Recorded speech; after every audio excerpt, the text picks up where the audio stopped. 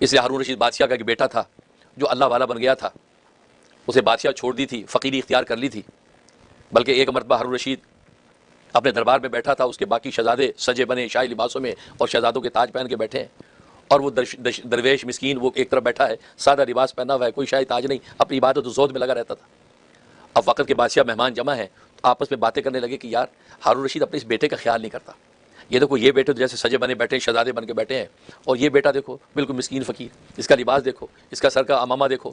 اس کی چپلیں دیکھو، یہ بادشاہ نے اس کو بالکل ستیلے پن کی طرح رکھا ہوا ہے، بادشاہ لگتا ہے اس کا کیئر نہیں کرتا، یا اس کا سگا بیٹا یا ستیلا بیٹا، یہ باتیں چیم گوئیاں۔ تو بادشاہ کے کان میں بات پڑی تو بادشاہ نے اپنے بیٹے کو بلایا، کہا کہ بیٹا دیکھ آج میں ان بادشاہوں کے سامنے رسوا ہو رہا ہوں، تو نے جو اپنا حلیہ بنا رکھا ہے، اب آپ اپنے بھائیوں کی طرح اچھا شاہی لباس پہن شاہی تاج پہن کے بیٹھ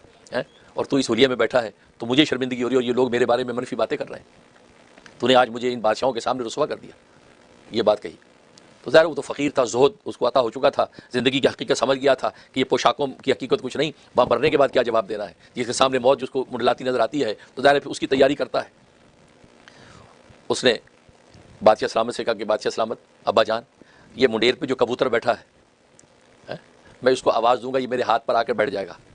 پھر آپ بھی آواز دیجیے گا وہ آپ کے ہاتھ پہ بیٹھتا ہے یا نہیں۔ یہ بات کہی اور کبوتر کو اشارہ کیا اور ہاتھ آگے بڑھا، کبوتر ان کے ہاتھ پہ بیٹھ گیا، کہا کہ اپنی جگہ چلا جائے۔ بادشاہ سے کہا آپ کہیے کہ آپ کے ہاتھ پر آ کر بیٹھے، تو بادشاہ نے جب اس کو آواز دی تو کبوتر اپنی جگہ سے نہیں اٹھا۔ جب یہ بات ہوئی تو بیٹے نے ہارون رشید بادشاہ سے کہا کہ ابا جان آپ کہتے ہیں میں نے بادشاہوں کے سامنے آپ کو رسوا کر دیا،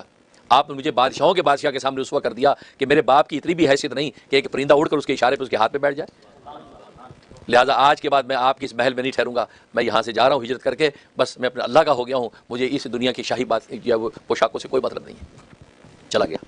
جب جانے لگا تو بادشاہ نے ایک قرآن کریم اور ایک سونے کی انگوٹھی اس کو ہدیہ دے دی کہ وقت میں کام آ جائے گی، چلا گیا۔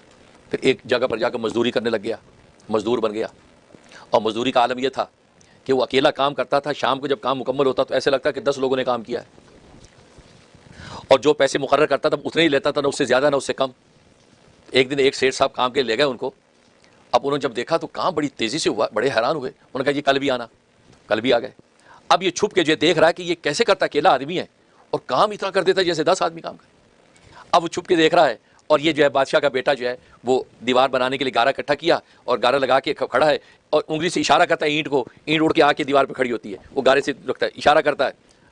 اب جیسے مزدور مستری کو اینٹ پکڑاتا تو وہاں تو اشارے سے اینٹ ہے، کرامت الاولیاء حقن، اولیاء اللہ کی کرامتیں برحق ہیں۔ اب اس کرامت کے ساتھ یہ سارا کام ہو رہا ہے۔ جب شام ہوئی تو سیٹھ صاحب نے زیادہ پیسے دینے کی کوشش کی، کہا کہ نہیں جو کمٹمنٹ ہے بس وہی چاہیے، اس سے زیادہ کی مجھے ضرورت نہیں، میں اتنا اپنے پیٹ کے لیے خرچ کرتا ہوں، باقی اتنا میں صدقہ کر دیتا ہوں، مجھے اس کی ضرورت نہیں ہے، منع کر دیا۔ اس کے بعد وہ غائب ہو گیا، ہفتے میں ایک مرتبہ کام کرے اور جب اس کے بعد اللہ کی عبادت کرے۔ جب مرنے کا وقت آ گیا تو ایک اس کا جب وہ دوست پہنچ گیا اس کی تدفین وغیرہ کے لیے، تو مرنے سے پہلے اس نے نصیحت کی، یہ نصیحت سنانا مقصود ہے۔ اس نے اپنے دوست سے کہا کہ یا صاحبی لا تغترر بالتنعم والعمر ينفذ والنعیم یزول واذا حملت الى القبور جنازۃ فاعلم انک بعدها محمول۔ اے میرے دوست، یہ دنیا کی رنگین نعمتوں سے دھوکے میں نہ آنا، دنیا کی رنگ برنگ نعمتوں سے دھوکے میں نہ آنا، یہ عمر ختم ہونے والی ہے اور یہ نعمتیں سب کی سب فنا ہونے والی ہیں۔ جب کوئی جنازہ تو کندھے پہ لے کے قبرستان کی طرف جائے تو یہ سوچ کے جایا کرنا ایک وقت میں تجھے بھی اسی طرح جنازہ بنا کر دفنایا جائے گا۔ تو یہ وہ تصور، یہ وہ تذکیر قولی کہ انسان اگر یہ تصور باندھ کے رکھے کہ جنازے کو جو میں لے کے جا رہا ہوں یہ کل کو مجھے بھی اسی طرح اٹھا کے دفنایا جائے گا، جب یہ انسان تصور کرے تو موت پھر اس کے سامنے رہتی ہے، پھر وہ موت سے غافل نہیں ہوتا، پھر معصیت کے تو ہاتھ نہیں بڑھتے بلکہ نیکی کی طرف بڑھتا ہے کہ مرنے کے بعد مجھے قبر میں کیا جواب دینا ہے، حشر میں کیا جواب دینا ہے، پھر رب کریم کے سامنے جب دربار عالیہ میں کھڑا ہوں گا تو وہاں کیا جواب دوں گا۔